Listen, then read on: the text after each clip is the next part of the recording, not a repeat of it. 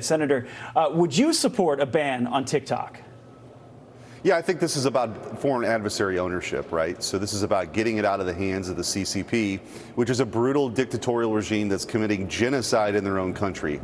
They have designs for world domination. They're not entitled to have this user data of 100 million Americans, whether it's where their location is, their keystroke activity, access to microphones. I mean, some of the stuff you hear in classified briefings are very concerning, but even the stuff that we know as far as them just having access to the data is very concerning. So my hope is that it would actually pass, but ultimately that it's sold and somebody else buys TikTok and it becomes like every other company. But again, we would never allow an adversary to own CBS. We would never allow Nazi Germany or Imperial Japan to have 100 million censors in this country. And I think we have to appreciate that China is our biggest threat right now. So let's turn to the aid package. The ban is part of that, but let's turn to the aid package. Where do you stand on the $95 billion package? Well, the problem with this is that we've done nothing. The President of the United States has done nothing to secure our southern border. There are 9 million people here. So before, look, the people from Missouri sent me here to, I think, inject some common sense to permanent Washington. And the reality is that we don't have a secure border.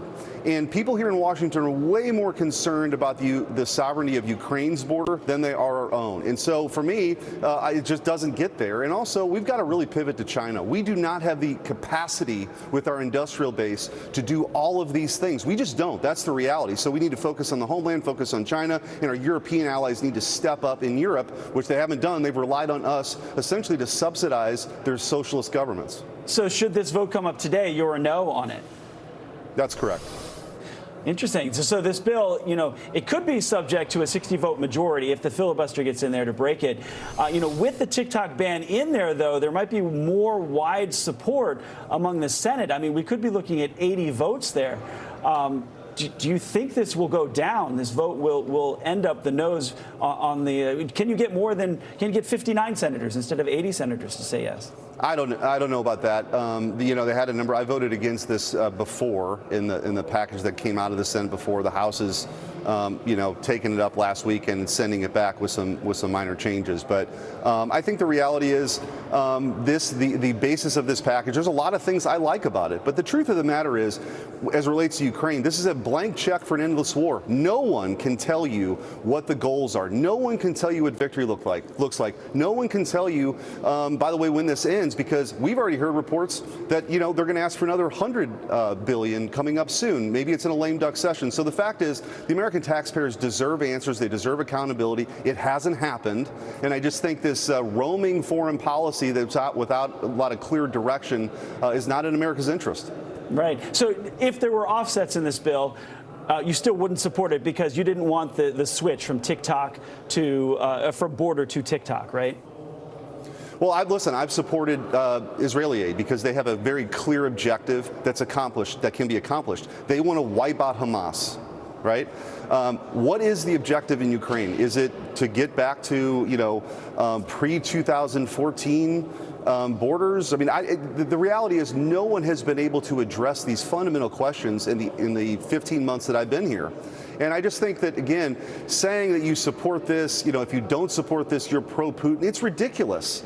I think people who have a sort of a America First view of this want to make sure this is in our strategic national interest, that by, we can evidently print all kinds of money in this town, but you can't print weapons. And the reality is, to protect the homeland as we face, China and that, threat that we have that'll define the 21st century, we don't have the capacity right now in our industrial base to do all of these things. Hard choices have to be made, and our European allies have to step up. They've continued to not step up over decades, and we're seeing that now. So you're aware the Kansas City mayor, switching topics, is inviting people who have illegally crossed the southern border to come to Kansas City from New York, from other sanctuary cities, and he wants to help them get work permits and work. And we have the Missouri Attorney General on later in the show. What do you think about that call to bring migrants to Kansas City? It's ridiculous. I mean, I think you've seen mayors in these sanctuary cities like in New York cry uncle now, right? Because they're spending millions and millions of dollars for illegal immigrants that have come to their city. They were first asking for them. Now they want help because they can't handle it. And so, again, I think this is part and parcel of a terrible border policy by the Biden administration that undid all the successful policies that we had under President Trump, when we had a 45-year low in illegal immigration. Now here we are. So the idea that you would have a mayor in my state calling for, illegal immigrants to come and Missouri taxpayers have to bear the burden of that is ridiculous. Senator Schmitt, Eric Schmitt of Missouri, I appreciate it. Thank you for your help on this. The interesting debate will continue, and that debate continuing in the Senate on this bill coming up soon later on today. Back to you. Thank you.